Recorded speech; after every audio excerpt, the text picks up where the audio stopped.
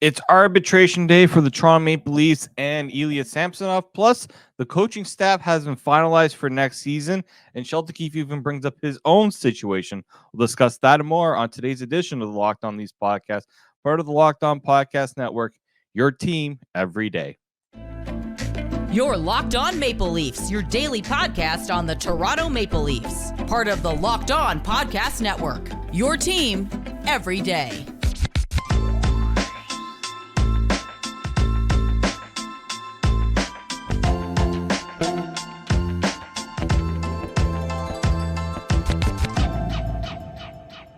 Hello, and welcome to the Locked On Leafs podcast, your daily fix for all things Leafs. I'm your host, David Morassutti from Sportsnet. As you know, Locked On Leafs is a daily Maple Leaf centric podcast, so make sure you subscribe for free wherever you get your podcast from, and make sure you catch us up on YouTube, Locked On Leafs, your team every day.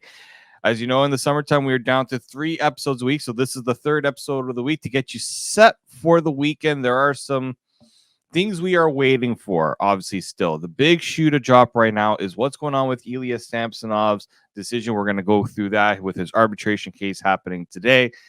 The coaching staff, we have some news. The coaching staff has been finalized. 2 new hires being brought in by the Leafs, and plus Sheldon Keefe also kind of discusses his future a little bit here as well, and kind of maybe a little bit of a look into how these new hires potentially play a factor into that as well. As I said, we are down to 3 episodes a week. I was going to have a fan on the show today, but unfortunately, I ran into some internet issues, so I couldn't have the person I wanted on because then, the timing wouldn't work out. I'm recording this at a different I'm recording this Friday morning. I usually try to get it done the night before, so I apologize to my guests for that, but we do have someone lined up for next week. And if you're, I'm going to discuss this when Mike gets back about having more fans on the show potentially for a Fan Friday segment.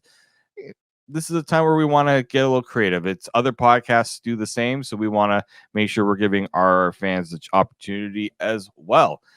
Also, if you're listening to this for the first time, I want to thank you guys for making this your first listen of the day. I really do appreciate it. And I know that this is the time where content around the Leafs, there isn't a plenty of it. There isn't a lot of it going around right now. So I'm glad that I can provide some of that for you, especially where others are taking vacations. We want to make sure we continue everything. We want to make sure everything continues here at the Locked On Leafs podcast.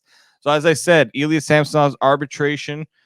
As I'm recording this, I believe the arbitration case is happening now or is about to happen. So I would say maybe a little surprising that the 2 sides couldn't get a deal done, but I'm guessing the Leafs just feel confident. And both sides, I guess, feel confident in that arbitration will settle everything that's been going on right now and maybe just makes the process go by a little bit easier. Not always the case from those who have talked about arbitration, and you hear the team talk about you in arbitration. It's never really always a pleasant experience. Maybe with Brad Treliving, this is won't be too. I don't know how this will really work with Brad Treliving, considering he wasn't the general manager last year with Samsonov, so he's going to have to rely a lot on his staff, the coaching staff, obviously, and everybody else that worked with Samsonov last year, because Brad Treliving, he would have seen Ilya Samsonov in scouting for the Flames if he ever did all that stuff or just getting those things. But he didn't personally. This is like his first, through these contract negotiations. That was kind of his first time really getting a gauge on Samsonov and all these things. So maybe that won't be too hard because there isn't that, pre-existing relationship between Treliving and Samsonov. We'll see how that goes. The important thing here with arbitration that a lot of people need to understand with the Leafs here, and what some people are saying, oh, well, what if he gets awarded his $4.9 million that he's looking for?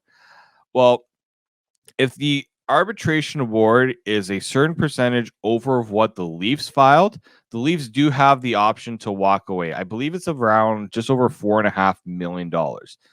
So if that's the case and the Leafs just feel like they can't afford it, they can decide to part ways and just walk away from Samsonov and make him a UFA. There's a gamble in that with Samsonov too, because, how many teams right now are going to go and give that number to Ilya Samsonov as their goaltender? There may be teams that have the cap space, but they also aren't probably looking to add a goaltender like Ilya Samsonov right now. So that's something to keep in mind. Maybe there's a team or two that maybe they sign Samsonov and trade the guy that they have. I'm not too sure. But that's something to also consider too. Like we're July 21st right now. Like teams have done most of their free agency moves, so that's something I think that needs to be taken to note there. I still think that if whatever arbitration comes in, it's got to come in under $4 million. In my opinion, I think that's what's going to happen. He made $1.8 million last year. Yes, he had a good season. Definitely worth more than $3 million a year, I would say. So maybe that I said about the 3.65 on a 1 year, 2 year deal. I mean, now with that it goes to arbitration, the Leafs have the decision to decide if it's a 1 year or 2 year deal for Samsonov. I know Freeman said that they were looking to get a 2 to 3 year deal involved, and maybe that's why the two sides just couldn't agree on a number, because for Samsonov, he probably feels that if he doesn't take, he might be able to get a better deal in a year or two, seeing if he continues to put up the numbers that he did. We have seen goaltenders, a la Jack Campbell, come in here, not really making a lot, expected to be a backup, comes in, becomes a starter. And now he's got over $5 million as a starter, right? That is good money for these guys. Goaltenders, it's a up and down thing for them. So I can understand maybe why Samsonov is digging his heels a little bit here with the Leafs potentially, and why the Leafs also are, making sure that they're, with their salary structure, they're not going to put themselves in a position where, they're overpaying for someone, right? I mean, if you can keep that Samsonov Wold tandem at a pretty reasonable number, I always say if you can get your goaltending tandem, especially in the Leafs case where they have to pay a lot of other players, if you can get your goaltending tandem in that $5 million range, like some of these contenders have been doing, although the contenders that don't have like a Ilya Sorokin, Ilya Shesterkin, and the Andrei Vasilevsky type goaltenders that are getting the huge numbers. I mean, even you can bring a Bobrovsky into that. You can bring so many goaltenders that are making a lot of money. But if you're able to keep that number in the $5 to $6 million range, it's usually a good bet, in my opinion, when it comes to your goaltending tandem. Obviously, there's also the Matt Murray situation. Once the arbitrator awards Samsonov, now that it's gone to arbitration, once that number comes out, the Leafs do then have the ability to buy out Matt Murray. Granted, and I said this on the podcast the other day, that's if Matt Murray is healthy. If Matt Murray is not healthy and the Leafs buy him out, there is a case to be made where they can get the NHLPA involved and say, I was injured when I was bought out. That's not allowed, and the buyout would be null and void. That's something that the Leafs have to consider. That's something you have to consider with the buyout of Matt Murray. In that case, then he'd have to be traded. So the Leafs are going to have to figure things out there, especially maybe they're just waiting to see what Samsonov's number comes at as well. That will also impact what the Leafs' decision is going forward. So that's something we'll discuss on the next show, because hopefully by the time we talk on the next show, we'll know what Samsonov's deal is and maybe other subsequent moves that are going to come afterwards. It just seems like there's a chain of events going on. Right, Brad Treliving is Samsonov to deal with. Then he's got the contract extensions with Matthews and Nylander to deal with, and potentially other moves that obviously he is waiting to make, and he doesn't know the Samsonov number. And that feels like kind of the first shoe to drop in a lot of other moves I expect to happen going forward with this Leafs team. And there were some moves made that don't involve the roster, because there are other ways to make changes to your hockey club without bringing players in and out. And that is the coaching staff. We have two new hires joining the Leafs. I'm going to discuss them and what this means for the Leafs going into next season. This is the Locked On Leafs podcast, part of the Locked On Podcast Network, your team every day. And today's show is brought to you by the FanDuel Sportsbook, the official sportsbook of Major League Baseball. Take your first swing at MLB on FanDuel and get 10 times your first bet amount in bonus bets up to $200. That's right. Just bet $20 and you'll land $200 in bonus bets, win or lose. That's $200 that you can spend betting anything from the money line to the over under to who you think is going to hit the first home run, right? And you can bet on pretty much everything. Golf, the Open Championship is happening right now. If you want, I placed a little wager on a couple of guys I think are going to finish in the top 10, who I think is going to win the tournament too. I'm not going to give that one away.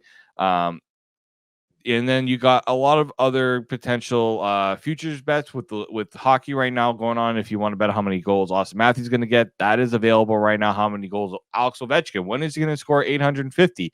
That is actually also available on the FanDuel Sportsbook app. That's safe, secure, and easy to use. Plus, when you win, you get paid instantly. There's no better place to bet MLB, NHL, NBA, any of those sports than FanDuel, America's #1 sportsbook. So sign up today and visit fanduel.com/locked-on to get up to $200 in bonus bets. That's fanduel.com/locked-on. FanDuel, official partner of Major League Baseball and the Locked On Podcast Network.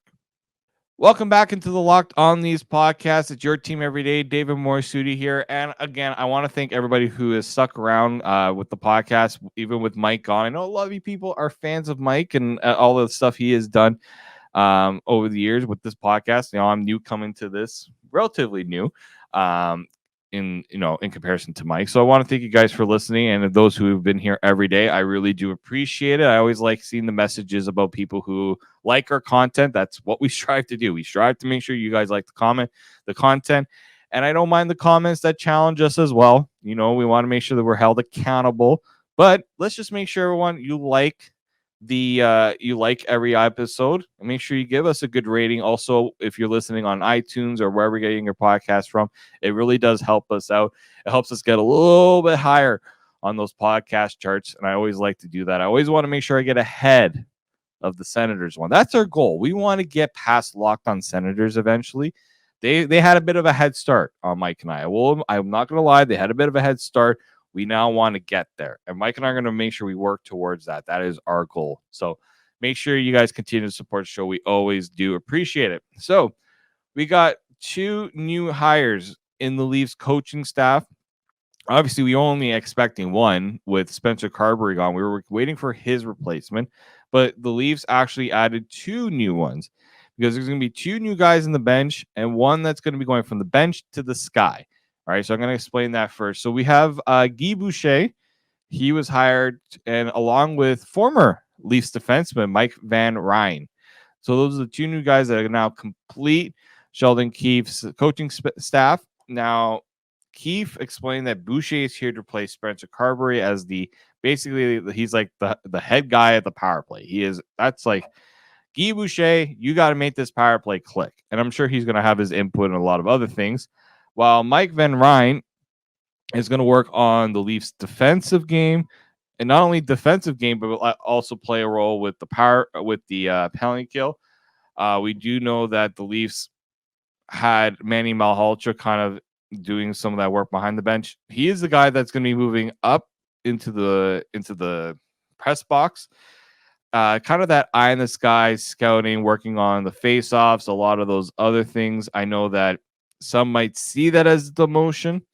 I'm sure there's guys who love being on the bench, and I'm sure that's something that Manny Malhotra did like. But it doesn't hurt to have that ability to have that guy up there. And obviously with Manny Malhotra, if you can continue to work with the Leafs, it does mean you might get a chance to work somewhere else down the road if that's something he wants too. Oh man, I'm terrible with some of the names. Unfortunately, I really do apologize if I butchered this name. But Dean Turnoweth, he is the guy who has been in charge of the penalty kill. He is still in charge of the penalty kill. Van Ryn will work specifically with the defensemen, as he did with the St. Louis Blues, and also I think he also spent some time with Arizona's AHL team. So it's just adding more people. And Sheldon Keefe kind of said that this is as extensive as a staff as I've had in my time. So it's interesting to see that the Leafs are really, really beefing up this coaching staff. And what I like most about the hires, I'll start with Van Ryn first. He worked with the St. Louis Blues during the time when they won the Stanley Cup. When I was following that team during the Stanley Cup, it wasn't just the coaches that were getting the praise, like the head coach. It wasn't just Berube getting the praise with St. Louis, Craig Berube, that is. It was also the assistant coaches that were getting a lot of attention. Van Ryn was one of those guys. Steve Ott was another one that I heard a lot about. These guys really do. And some people may think that we might be overemphasizing the assistant coaches. I don't think so. I think that assistants play such a crucial role in helping these guys really nail down the system, really make those adjustments they need to make. And now you're bringing in some new faces to this. I really do like this. Van Ryn has a lot of experience, and he's proven himself as an assistant coach. He, like 5 years as an assistant with the Blues. That's nothing to snuff at there. Boucher is an interesting one. For those that don't know, Guy Boucher was somebody that we considered for a head coaching position back in 2015 before Mike Babcock was hired. Like it seemed like Boucher was going to be the guy. Many said that he was touring the facility. He was pretty much giving his inputs. And then Mike Babcock came available, and the Leafs said, sorry, Guy, we want Mike. Good luck to you. Guy Boucher actually went over to the Ottawa Senators. I believe it was not too long after that Guy Boucher became the Senators coach. And, if you don't know, Guy Boucher went to the Ottawa Senators in May 2016. So I think it was near the end of the season. And then he took that team to the conference final in his first season. Obviously, we remember that when he was they lost to the Penguins there in the double overtime. Like they were one win away from potentially getting to the Stanley Cup final. And then obviously kind of nosedived from there. But, this is someone who spent a lot of time in the NHL, a lot of time with different organizations. He's had also some time in the AHL as well, junior hockey. Internationally, he was a coach over in Switzerland as well. I know that there was a question of, is this hire kind of happening at a strange time where he hasn't been in the NHL for a long time? And that's a valid question. The NHL has changed over the years. But Sheldon Keefe seemed pretty convinced that Guy has, still has that fire in him, still has that desire to, believes he can still contribute, very well to what the Leafs are trying to do right now. Basically, if you are in charge of the power play, you got your weapons here at disposal. Austin Matthews, Mitch Marner, John Tavares, Morgan Riley, John Klingberg now is added to that mix. You've got William Nylander right now. We obviously know there's some clouding of his future potential with the Leafs. And just, there's weapons here that Guy Boucher can use. I think that's going to be something interesting. Also, how can I also forget that Guy Boucher also spent time with the Tampa Bay Lightning? And he kind of worked with similar, talent there with with the Tampa Bay Lightning as well. So that's also something to keep in mind there when you look at Guy Boucher. So coaching staff, that's all done. That's all taken care of. Sheldon Keefe can now focus on, I think he was on vacation when the media was speaking to him. Now he can kind of maybe get a little bit of break. And now the question is about his future and what comes next for him.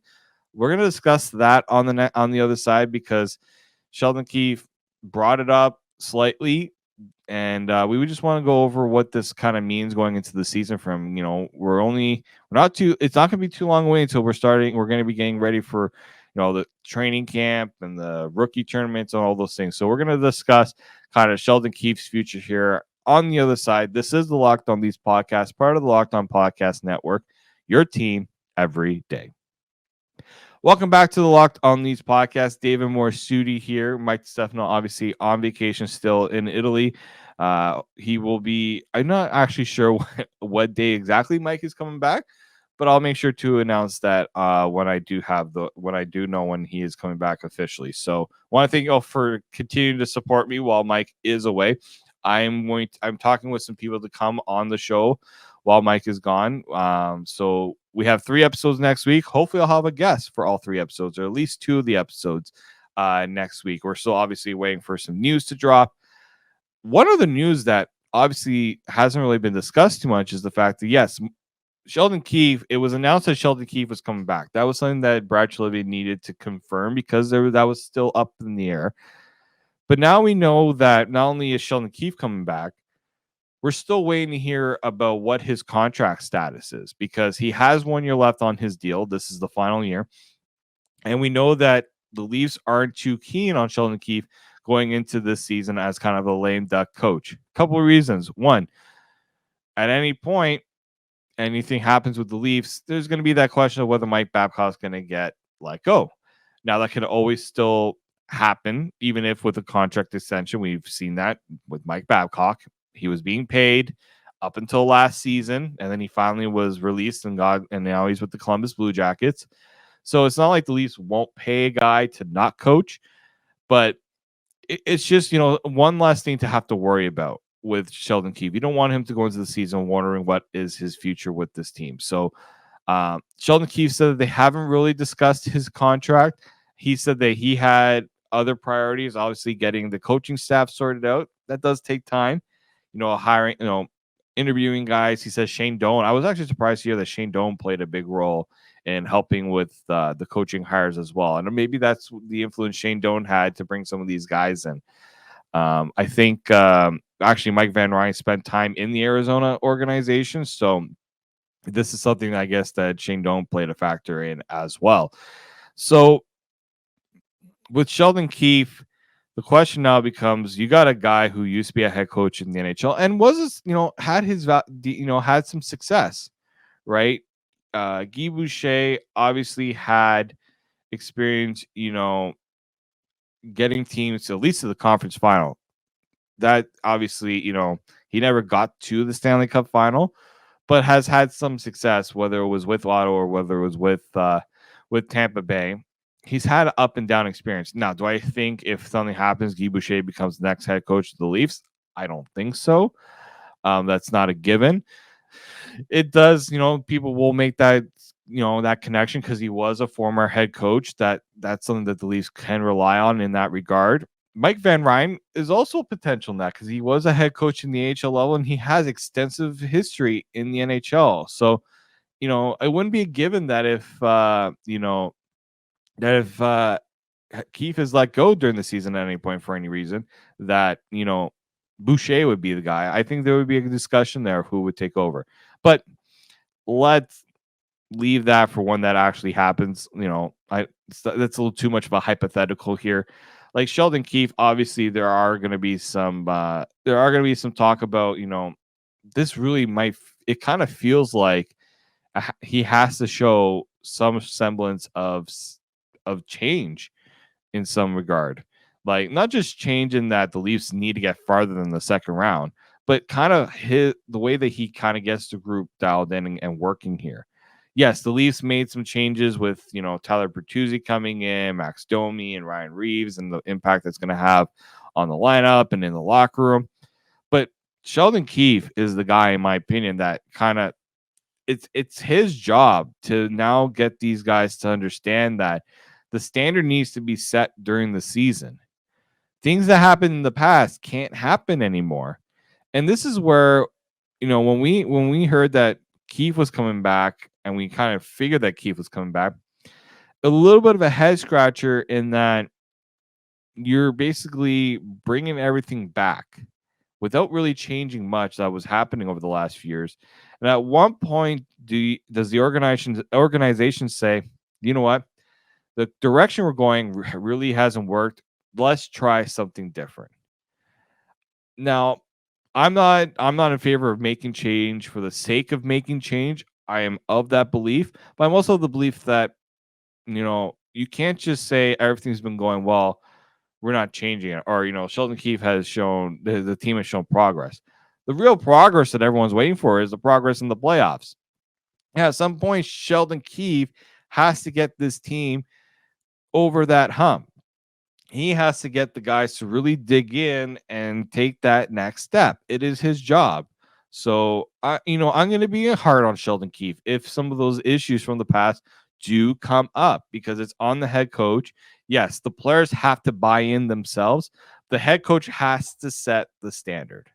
And that's why I think there's going to be an immense amount of pressure on Sheldon Keefe. Sheldon Keefe has said a few times this offseason, it's kind of been uncomfortable. It's been an uncomfortable situation in some ways. Yes, uncomfortable that he wasn't even sure if he was going to be back. I get that. That's not an easy situation. But now that he is given the guarantee that he is back, he has gotten his chance to, fill out his staff. It's now on him to really, maybe the uncomfortable part might be good for him and it might be good for this team because I think this team has also gone a little bit too comfortable with the way things have been done the last few years. And hopefully, this is kind of the wake up call that this team needs with the new general manager here.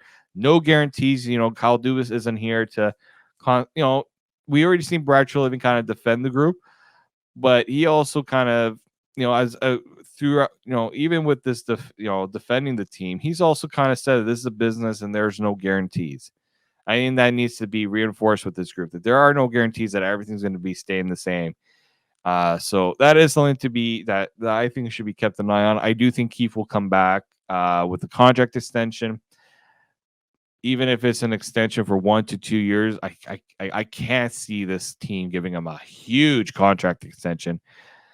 It just would not make sense. So I think 1 to 2 years is what should be expected. I think 2 years makes the most sense.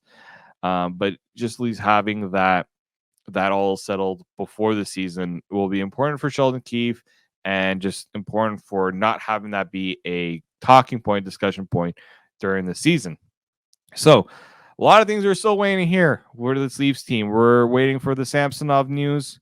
As I'm recording this, I haven't heard anything change on the Samsonov front. So we're obviously going to be waiting for something to happen going into arbitration, with arbitration done and what comes next. So let's wait and see where that goes, and we'll discuss the moves outcome after that here on the Locked On Leafs podcast. Thank you all for listening to the show and supporting. Make sure you follow us on Twitter, Locked On Leafs, and wherever you get your podcast. Make sure you go and subscribe. Make sure you're following us on YouTube. Make sure you can also follow me on Twitter at @the_Morassutti, and I'll make sure to update you on anything that is happening with the Leafs when it does happen and when I get the chance to. I'd like to thank you all for listening and supporting the show. But until then, keep it locked right here on Locked On Leafs.